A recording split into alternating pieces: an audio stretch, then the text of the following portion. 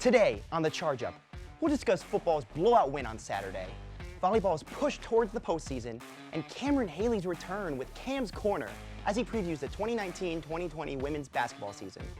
Grab a seat and stick around. The Charge Up starts now.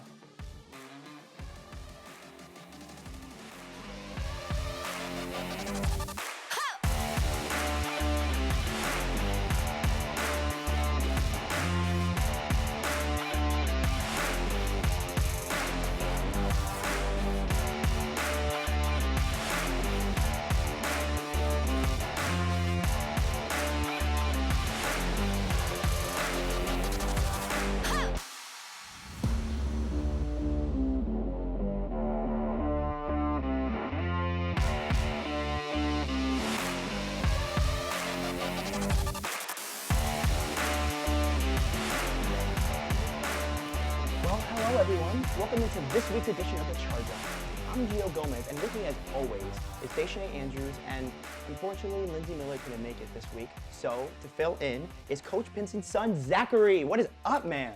Hey, I'm glad to be here joining you guys to talk about some Chargers sports today. Yeah, let's go. How was your week?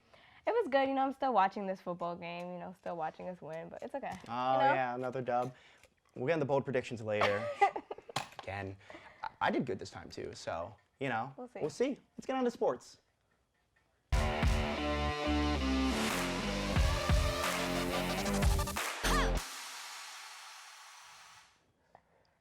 Football earned its fourth victory of the season Saturday in a 63-0 blowout over Franklin Pierce University, in the first ever meeting between the two programs.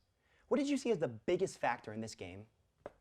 I would definitely say that as far as factors in this game, it's definitely was all the players on the team played a position. They all brought the same energy. They all played. It wasn't just one person on the team carrying it. So I think one of the biggest factors we saw was just Franklin Pierce's inexperience. This being their first year as a program, they come out, play hard every game, but at the end of the day, they just didn't have as much football talent as New Haven out there. New Haven's run game was running all over them. They had 239 rush yards as a team. Shamar Logan had 83, Ligio had 40, Zach Morrow had 44, and they all even pitched in a touchdown. So they kind of just ran all over them, just being bigger, stronger, faster. But I think it'll be a good game for years to come to look as Franklin Pierce gets better. Oh yeah, after a loss like that, the rivalry's definitely going to be started. They're going to want to get that back in years to come. My two biggest factors got to be Christian Lupoli and Juwan Williams, which make up 6 of the 9 touchdowns scored. They played amazing against them. And like you said, with them being in their first year, I really hope that after a big blowout win like this, it doesn't get too much in their heads. They got a tough opponent coming up. This was a good win. It was a good confidence and a good team booster, making them feel better. But, you don't want to let that give you the wrong expectation for the next team, thinking it's going to be the same. We can't forget the touchdown that happened off of the 85-yard fumble from senior defensive back Josiah Shoemaker. That was a great play, and it definitely shows that even the defense was making touchdowns at that point of the game. So yeah, that touchdown pushed the notch. They were 17 points shy of the school record of 80 points in a game, so they were close. Still a lot more points. But at that point, they want to run the clock down. Just you're up by 50 in the third quarter. They already, by the first half, they already were 42-0. So it definitely was a game. Yeah, it was a good game to watch. Yeah, hopefully a little more competitive next year, but still fun. Football will return to the gridiron Saturday when they travel to Assumption College for the final road contest of the season. Kickoff against the Greyhounds is scheduled for 12 p.m.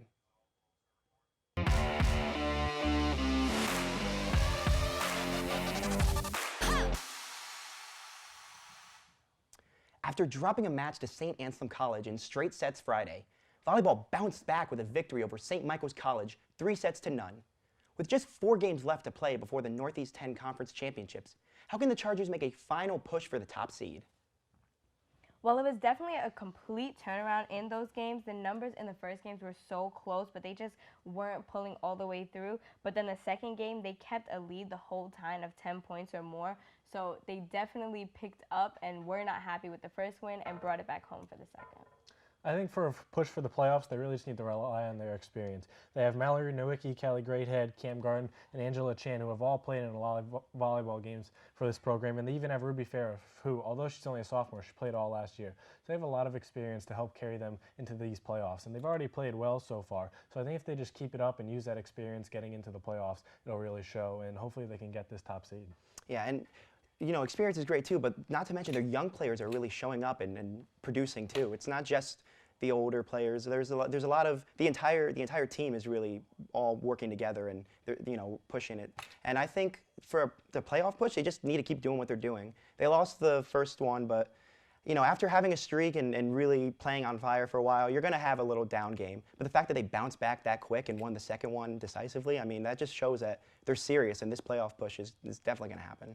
Right, I'm definitely ready for them to make that push and keep that same win and make it a streak so that we can get to the playoffs anyway. Yeah, I certainly hope we grab that top seed because then we get to host, and it's really fun when they bring it here in the tournament. Okay. I'm a freshman, so I can't wait to see it. That must be fun. It's fun. It's great. So women's volleyball makes the trip into New Haven for a battle with crosstown rival Southern Connecticut State University Wednesday. First serve at Pell's Gymnasium is scheduled for 7 p.m.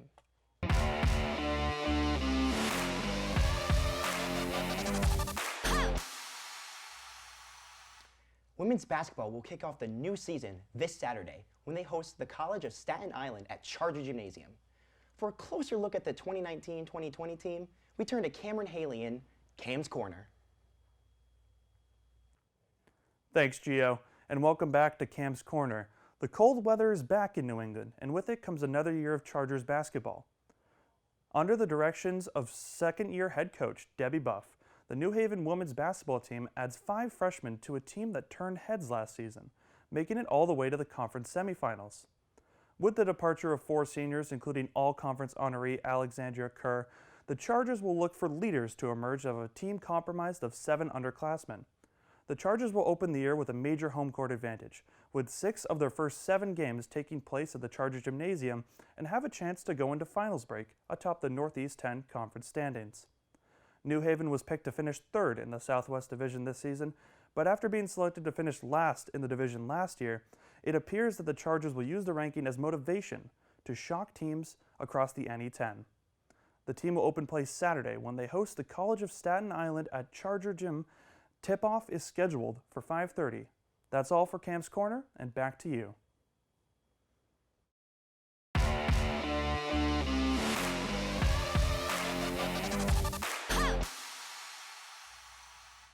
Women's soccer earned a 2-2 draw with Assumption College Wednesday in the final game at Kathy Zolan Stadium this season. With just 1 game left to play in 2019, how can the Chargers look to finish the year on a positive? Well, I definitely commend them for not giving up, even in overtime, so that they at least keep up the score with Assumption. They definitely never gave up throughout the game, and that was great.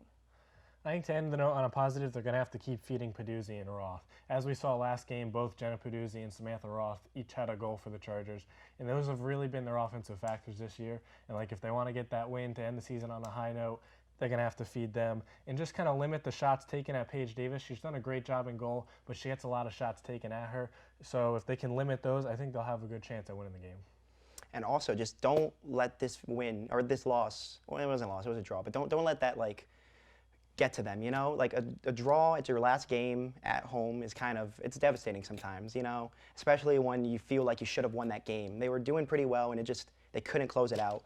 So you need to take that frustration and bring it on away when they play. They can't just let this draw, kind of keep them down. Right, they definitely need to use their key players, like he was saying, definitely use them in the game, figure out your strengths, figure out your weaknesses, tackle those too, and definitely use that in the last game. Yeah, I hope to see him score early, kind of jump on the board right away, kind of set the tone. Because I think coming off that draw and it being that last game, maybe get a senior involved since it's going to be the last time she takes the field. Maybe see that play a role and hopefully get the win. And also maybe later in the game, just put some freshmen out there, start letting them see how they do. Because that is the future. And, with the last game being there and no playoff, just let them go out there, see what you can build towards for the next season. Agreed.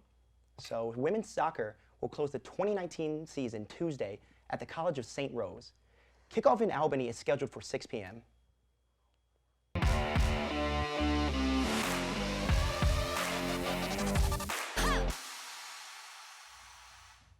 Men's soccer fell in double overtime to Lemoyne College on Saturday, 3-2, to conclude the road schedule.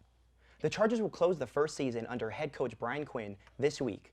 What will they have to do to end the year on a high note? Well, in this game, we saw that they definitely kept that same momentum throughout the game, taking them into overtime. But I would say at this point, it's just better to just focus on the things that they did right, the things that they did wrong, and work on it for the next season. I think to get that last win here, I think they got to feed the young buck, John Calvo. He had the goal to force overtime. He's kind of been a spark of energy for them this season, having a good amount of shots on goal and just being kind of that energy they need. And being a freshman, he's still kind of innocent enough, just running around having fun. So hopefully I think if they feed him, they got a real shot here. I think they have a good shot too. The fact that they lost in double overtime, but their season's almost over, and the fact that they even brought it to double overtime in this game shows that they're still fighting, they still care, they're passionate, and they're trying to get that win. Right, most teams would have probably gave up at this time thinking, you know, we're not going to make it anyway, so why take this win? But to see them even make it to overtime and fight in overtime shows that they still have the heart for it. Yeah, I think goalkeeper Stefano LaRusso's really helped with that. He's that senior, he's that centerpiece, and being their goalie, he kind of controls the field. And I think he's just done a good job keeping that team motivated, keeping them in games, even with the struggles they've had this season. So hopefully they can close this last game out with a win. Men's soccer will play its final game of the year Wednesday when they host Bentley University at Kathy Zolan Stadium. Kickoff is set for 4 p.m.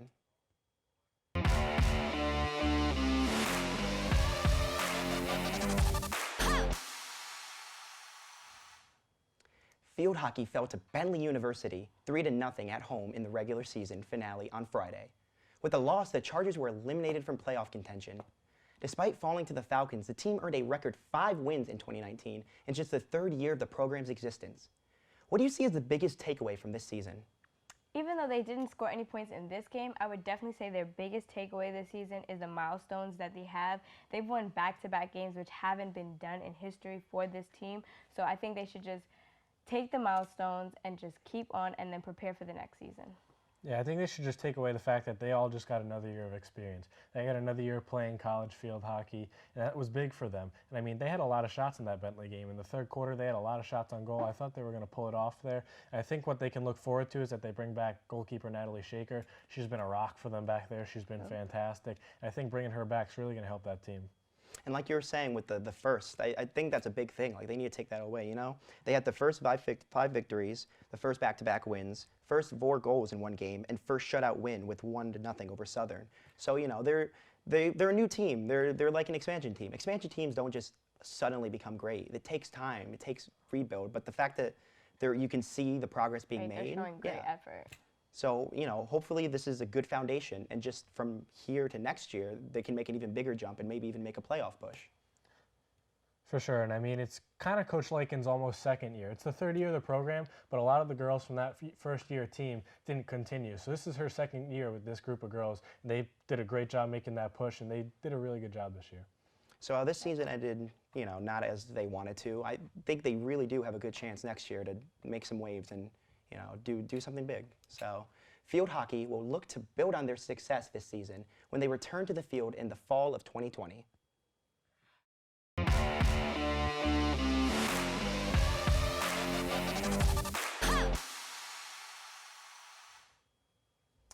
It's now time for our bold predictions. Let's go through last week's predictions. Lindsay's not here, okay? So you talk for Lindsay. How'd you do? Lindsay didn't do too great. She thought field hockey was going to beat Pace 2-1. Unfortunately, they did drop 3-0.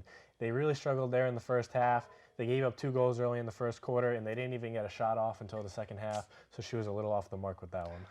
I'm sorry, field hockey. Yes. Wow, really? It's not for field hockey. I'll make sure it's to tell for her Lindsay. when she gets back. I'll tell her to her face. But it's all right, Okay. because I definitely got my point this week. My bold prediction last week was that football would win by 10-plus points, and actually we did 63-0.